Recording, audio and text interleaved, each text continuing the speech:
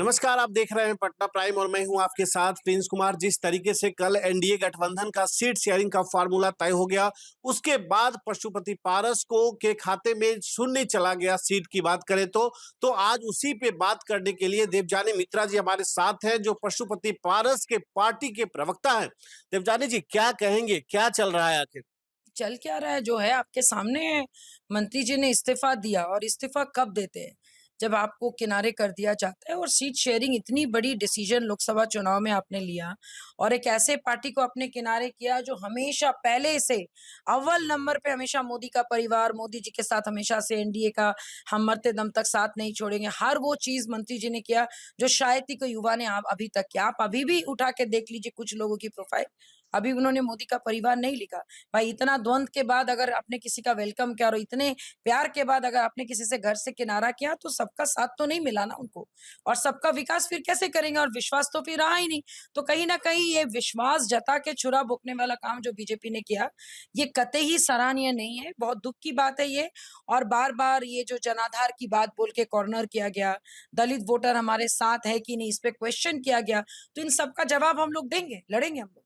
क्या लगता है जिस तरीके से कितने सीटों पे आप लोग लड़ने की तैयारी में हैं? देखिए, सबसे बड़ी बात कितनी सीट तो बात की बात है, लेकिन चुनाव लड़ेंगे ये ज़रूर है। और हाजीपुर हमारी एक नब्ज़ में और समझिए कि एक जुनून है। पूरी पार्टी के कार्यकर्ता, हाजीपुर के जनता भी चाहते हैं कि हमारे मंत्री जी वहाँ से चुनाव लड़ें। तो हम लोग डेफ़िनिटली वहाँ से चुनाव लड़ेंगे। कब लड़ेंगे, कैसे लड़ेंगे, किनके साथ लड़ेंगे, वो सारी बातें आप लोग को कुछ ही घंटों में आज या कल में क्लियर हो जाएगा। लेकिन एक बात समझ नहीं आ रही है हमें कि नरेंद्र मोदी और बीजेपी को ऐसा चिराग पासवान में क्या दिखा जो उनके खाते में 5 और आपके खाते में शून्य कर देखिए, दिया? कभी-कभी क्या होता है ना, हमारे बंगाली में कहावत है, जी, "पिपीलिकार दाना होय मोरी बार तोरे"। जी। जब चींटी का जब पर निकल आता है, फड़फड़ाता है, समझ लीजिए उसका अंत आ गया। तो मुझे लगता है कि बीजेपी का ये स्टेप उनके लिए बहुत भारी पड़ेगा। हम देखिए चिराग जी को दोष नहीं दे सकते, उन्होंने अपना बेस्ट दिया, उनको लिया गया। और बीजेपी किसी का बेस्ट लेने के लिए कोई पुराना बेस्ट को निकालना है, ये रणनीति उनकी खराब है। सबसे पहले तो एनडीए के जितने घटक दल हैं, उन सबको कांग्रेचुलेशंस। फिर भी अभी भी एनडीए के बहुत लोग नाराज़ हैं, उपेंद्र जी नाराज़ हैं। उनको 1 सीट मिला, वो बिल्कुल भी खुश नहीं है, जबकि उन्होंने 3 सीट की डिमांड की थी, 2 लोकसभा और 1 Rajya Sabha if I am not wrong. तो इन सारी चीज़ों को देखते हुए तो यही लग रहा है कि एक को खुश करने के चक्कर में उन्होंने पुराने साथियों को खो दिए। और दूसरी बात, जितने भी घटक दल उनके साथ हैं, कभी ना कभी सबने मोदी के खिलाफ बोला, चाहे हमारे ऑनरेबल सीएम हो, चाहे आपके क्या कहते हैं चिराग जी हो, चाहे आपके उपेंद्र जी हो, वो भी एक बार महागठबंधन में थे, चाहे मांझी जी हो। एक हम ही लोग हैं जो शुरू से उनका साथ दिए, लेकिन मुझे लगता है कि आज के ज़माने में लॉयल्टी का कोई वैल्यू नहीं रह गया। लॉयल्टी छलावा हो गया। और जिस ढंग से छलावे से हमारे मंत्री जी के साथ छलावा हुआ, और वो भी एक इतने बड़े शेर-दिल इंसान के साथ, तो ये गलत है, ये नाइंसाफ़ी है। नाइंसाफ़ी का बदला तो नाइंसाफ़ी नहीं है। हम लोग अपना कुछ चीज़ें कभी-कभी प्यार को दिखाना भी पड़ता है। कि आप उसके काबिल है कि नहीं। हम लोग इतना दिन काबिल थे, अचानक से कोई युवा आया और आप उसके डिस्कार्ड कर दिए, कहीं से भी बर्दाश्त के बाहर है। तो हम लोग चुनाव लड़ेंगे, जंग लड़ेंगे, युद्ध लड़ेंगे, रणभूमि में खड़े रहेंगे और साबित करेंगे कि जनाधार के जो ट्रेंड जो आप लोग चला के रखे कि जनाधार नहीं है, जनाधार नहीं है, तो जनाधार कितना है वो बताते हैं आपको?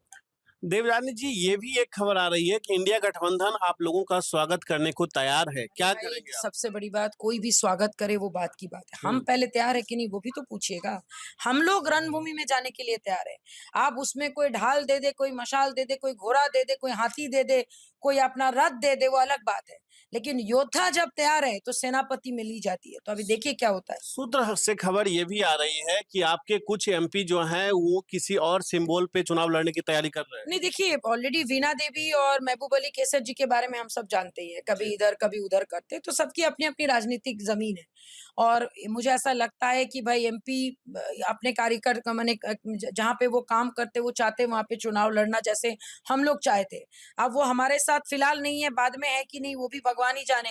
और 1-2 लोगों के बारे में जो आप बोल रहे हैं कि भाई वो बीजेपी के सिंबल से चुनाव लड़ना चाहते हैं, उनकी मर्ज़ी। देखिए, किसी को घर में रहना नहीं है तो आप ज़बरदस्ती नहीं कर सकते। सबका स्वागत हमने किया था, आज भी कर रहे हैं, लेकिन अगर किसी को अपने स्वेच्छा से जाना है तो उनकी मर्ज़ी है। लेकिन बुरे वक़्त में जो छोड़ के जाए, बुरे वक़्त में जो साथ दे और जो बुरा वक़्त लाए, उन तीनों व्यक्ति को नहीं भूलना चाहिए। तो हम उन तीनों व्यक्ति को याद रखेंगे।